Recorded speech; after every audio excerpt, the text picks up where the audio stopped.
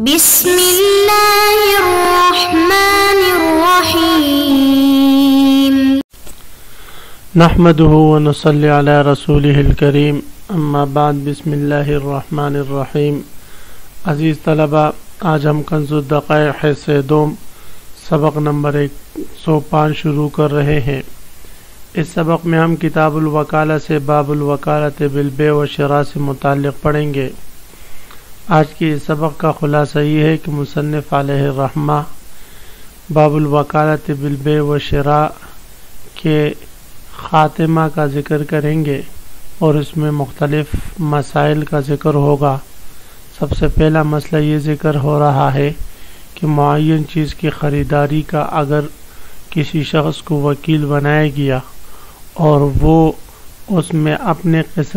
اپنے طرف سے کمی یا زیادتی کرتا ہے ثمن میں یا مبیع میں،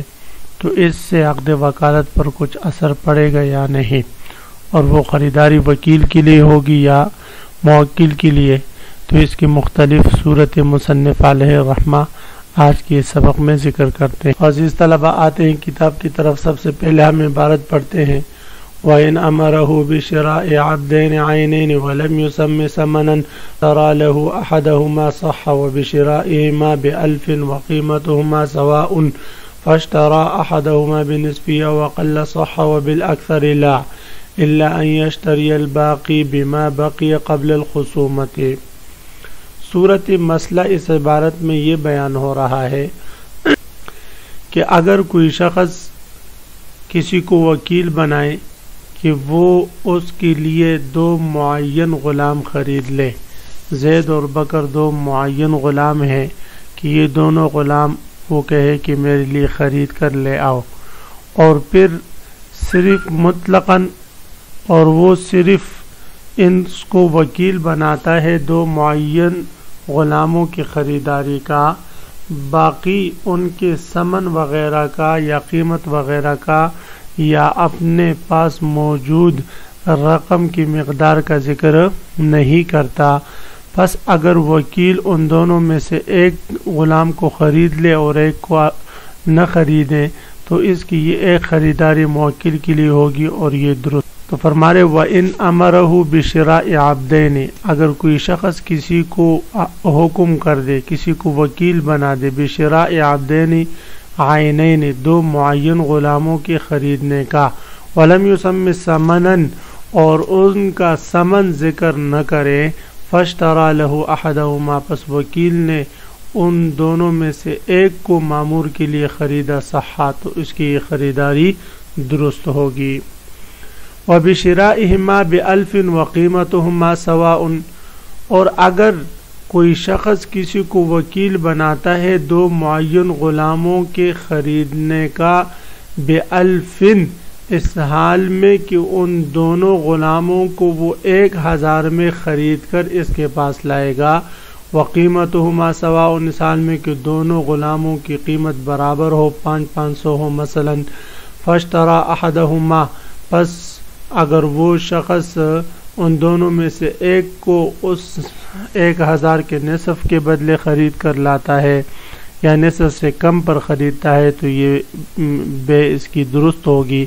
اگر نصف سے زائد پر خریدتا ہے تو پھر بے درست نہ ہوگی۔ ہاں اگر ما بقی جو رقم ہوگی اس کے پاس، اس سے اگر اس نے دوسرا خریدا مثلا ایک 700 کا اور دوسرا 300 کا خرید لیا تو تب یہ بے اس کی درست ہو جائے گی، اس کے بغیر درست نہیں ہوگی۔ اگر کوئی شخص کسی دوسرے شخص کو وکیل بناتا ہے بِشِرَائِهِمَا بِأَلْفٍ ان دو معین غلاموں کو خریدنے کا،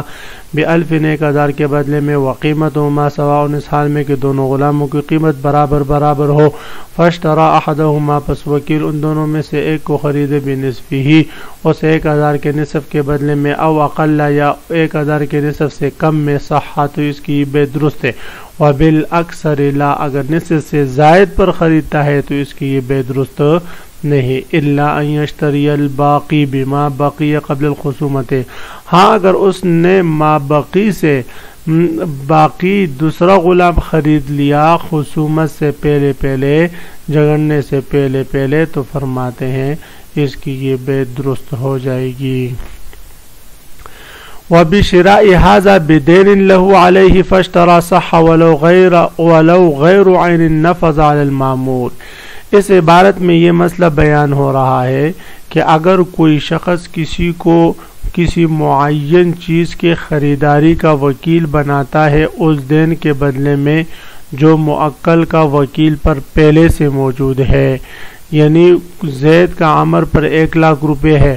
اور زید عمر سے کہتا ہے اس 1,00,000 روپے کے بدلے میں فلاں شخص کا 125 موٹر سائیکل جس کا نمبر فلاں فلاں ہے وہ مجھے خرید کر دے دو، تو فرماتے ہیں اس کی یہ خریداری اور وکالت دونوں درست ہوگی۔ یہ امام صاحب رحمہم اللہ تعالیٰ کا مذہب ہے کہ جب کسی معین چیز کی خریداری کو اس دین کی طرف منسوب کیا جو دین وکیل پر پہلے سے موکل کا تھا،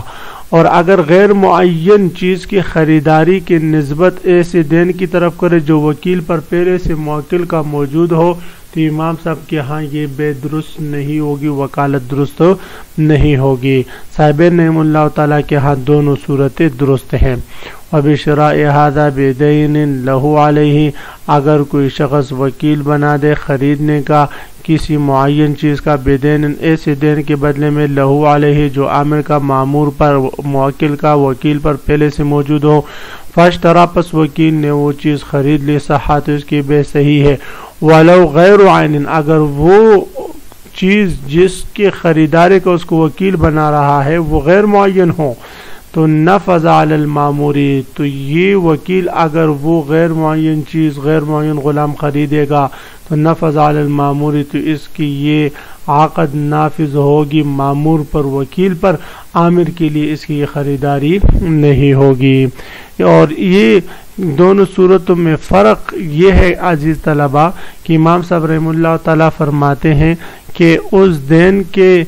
ذریعے کسی چیز کے خریداری کا وکیل بنانا جو دین وکیل پر پہلے سے موکل کا موجود ہو کہ تو یہ دو صورتوں سے حالی نہیں۔ امام صاحب فرماتے اگر کسی معین چیز کی خریداری کا وکیل بنائے تو درست ہے، اگر غیر معین کا بنائے تو درست نہیں۔ اس لیے فرمایا اگر غیر معین کا بنائے تو وکالت درست نہیں ہوگی، جو وکالت درست نہیں تو نفذ علی المامور،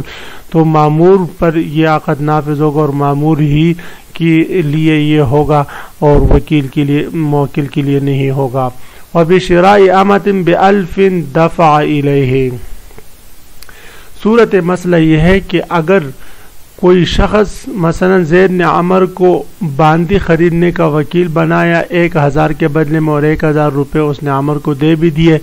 عامر نے باندی خریدی، پھر زید کہتے آپ نے 500 کی خریدی، عامر کہتے میں نے 1000 کی خریدی ہے، تو قول کس کا معتبر ہوگا؟ بھئی مامور کا معتبر ہوگا۔ تو فرماتے ہو بشراء امۃ، اگر کوئی شخص باندی کی خریدنے کا وکیل بنائے کسی کو ب1000 1000 کے بدلے میں دفع الیہ جو وہ اس کے حوالے کر چکا ہو، وکیل کے حوالے کر چکا ہو، فاشترا وکیل نے وہ باندی خرید لی، فقال عامر نے کہا خریدنے کے بعد اشتریتها ب500، تو نے اس باندی کو 500 درہم کے بدلے خریدا ہے، وقال المامور، اور مامور کہتے ہیں ب1000 میں نے 1000 کے بدلے خریدا ہے، فالقول للمامور، تو قول مامور کا معتبر ہوگا، وَإِن لَّمْ يَدْفَعْ فَلِلْآمِرِ، اگر موکل نے مال وکیل کو نہ دیا ہو اور پھر دونوں کا اختلاف ہو جائے تو اس صورت میں پھر عامر کا قول معتبر ہوگا، وکیل کا قول معتبر نہیں ہوگا۔ وَإِن لَّمْ يَدْفَعْ، اگر اس نے نہ دیا ہو مال، موکل نے وکیل کو مال نہ دیا ہو، فللآمر، تو قول عامر کا معتبر ہوگا۔ وبشراء هذا ولم يسم ثمنا فقال المامور اشتريت ب1000، اگر کوئی شخص کسی معین چیز کی خریداری کا کسی کو وکیل بنائے کہ بھئی یہ چیز آپ میرے لیے خرید لیں، ولم یسم ثمنا، اور اس کا ثمن ذکر نہ کرے، تو فرماتے ہیں کہ اگر خریدنے کے بعد عامر اور مامور کا اختلاف ہو جائے، عامر کہے تو نے 500 کا خریدا اور وہ کہے میں نے 1000 کا خریدا ہے، تو اس صورت میں کسی کا قول معتبر نہیں ہوگا بلکہ دونوں کو قسم دے دیا جائے گا، اس لیے کہ یہ اختلاف بائع اور مشتری کی اختلاف کی طرف ہو، جب ان کے اختلاف ثمن میں ہو جائے تو وہاں پر تحالف ہوتا ہے، تو اسی طرح یہاں پر بھی تحالف ہوگا۔ وبشراء هذا، اگر کوئی شخص کسی کو معین چیز کے خریدنے کا وکیل بناتا ہے ولم یسم ثمنا، اور اس کا ثمن ذکر نہیں کرتا، فقال المامور، مامور کے اشتریت ب1000، میں نے اس کو خریدا ہے 1000 کے بدلے میں، وصدقه بائعه، اور بائع بھی اس کی تصدیق کرے، وقال العامر، اور عامر کہے بنصفه، تو نے 1000 کے نصف پر اس کو خریدا ہے، 1000 پر نہیں، تحالفا، تو دونوں کو قسم دیا جائے گا۔ وبشراء نفس العامر من سيده ب1000 ودافع، فقال لسيدي اشتريته لنفسه فباع ولا هذا عتقا۔ صورت مسئلہ یہ ہے کہ اگر غلام نے کسی شخص کو وکیل بنائے کہ جا کر آپ میری ذات میرے آقا سے خرید لے اور میری جان اس سے چھڑا لے، اور تو وہ وکیل جو غلام کی نفس خریدنے جا رہا ہے، اگر اس وکیل نے آقا سے کہا، غلام کے آقا سے، کہ آپ سے میں آپ کو وہ غلام اسی کی ذات کے لیے خرید رہا ہوں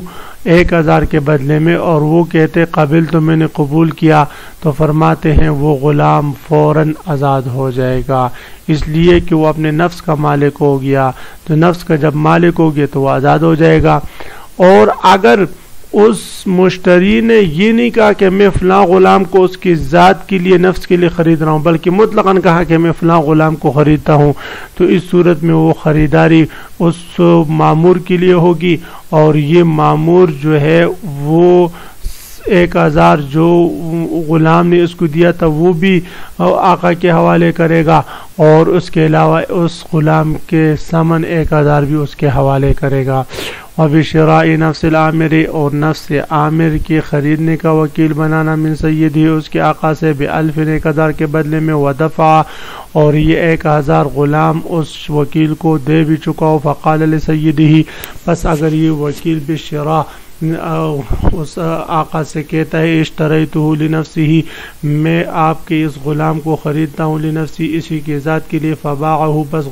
آقا نے اس کو بیچ دیا، علی ھذا، اس شخص پر، عتقا، تو یہ آزاد ہو جائے گا، وولاؤہ لسیدہ، اور اس کی غلام کی ولا میراث وہ اس کے سید کے لیے ہوگی۔ وَإِنْ قَالَ، اگر مامون نے کہا اشتریتہ، میں اس کو خریدتا ہوں، یہ نہیں کہا اشتریتہ لنفسہ، لنفسہ کا ذکر نہیں کیا بلکہ مطلقاً کہا کہ میں اس کو خریدتا ہوں، فالعبد للمشتری، تو غلام کس کا ہوگا بھئی؟ مشتری کو ہوگا، والالف لسیدہ، اور 1000 اس کے سید کے سردار کے آقا کے ہوں گے، وعلی المشتری الف مثلہ، اور مشتری پر 1000 اسی کے مثل دیگر لازم ہوں گے۔ وَإِنْ قَالَ لِعَبْدٍ اشْتَرْ لِي نَفْسَكَ مِن مَوْلَاكَ، اس عبارت میں یہ مسئلہ بیان ہو رہا ہے کہ اگر غلام اپنے آقا سے کہتا ہے، کوئی شخص غلام سے کہتا ہے کہ تو اپنے آپ کو اپنے مولا سے میرے لیے خرید لے، کوئی شخص غلام سے کہتے ہیں کہ تو اپنے آپ کو اپنے مولا سے میرے لیے خرید لے، پس وہ کہتے ٹھیک ہے پیسے لے لے۔ اگر اس غلام نے اپنے مولا سے کہا بیعنی نفسی لفلان، مجھے میرا نفس مجھ پر فروخت کیجئے فلاں شخص کے لیے، اور اس نے اس کو فروخت کر دیا، تو فرماتے ہیں کہ یہ خریداری فلاں شخص کے لیے ہوگی۔ اور اگر اس نے مطلقاً یوں کہا بیعنی نفسی، میرے نفس کو بیچ دے، یہ نہیں کہا لے فلان، تو فرماتے اس صورت میں یہ خریداری کس کے لیے ہوگی؟ خریداری کسی کے لیے نہیں ہوگی، اور یہ غلام آزاد ہو جائے گا۔ وَإِنْ قَالَ لِعَبْدٍ، اگر کوئی شخص غلام سے کہ اشتر لی نفسک، اپنا نفس میرے لیے خرید لے، من مولا کا، اپنے مولا سے، فقال العبد للمولا، غلام نے اپنے مولا سے کہا بیعنی نفسی لفلان، میرے نفس مجھ پر بیچ دے فلاں شخص کے لیے، ففعل، آقا نے ایسا ہی کیا، فہو للعامر، تو یہ خریداری عامر کے لیے ہوگی۔ وَإِن لَمْ يَقُلْ لِفُلَانٍ، اگر غلام نے اپنے آقا سے خریدتے وقت، اپنے آپ کو خریدتے وقت صرف یوں کہا بیعنی نفسی، وَلَمْ يَقُلْ لِفُلَانٍ، لِفُلَانٍ کا لفظ ذکر نہ کیا، عتقا، اور اس نے اس کی بات مان لی، تو یہ آزاد ہو جائے گا، اور خریداری کسی کے لیے بھی نہیں ہوگی۔ تو اسی پر آج کے سبق کا اختتام ہوا۔ اللہ ہم سب کا حامی و ناصر ہو، آمین، وآخر دعوانا الحمدللہ رب العالمین۔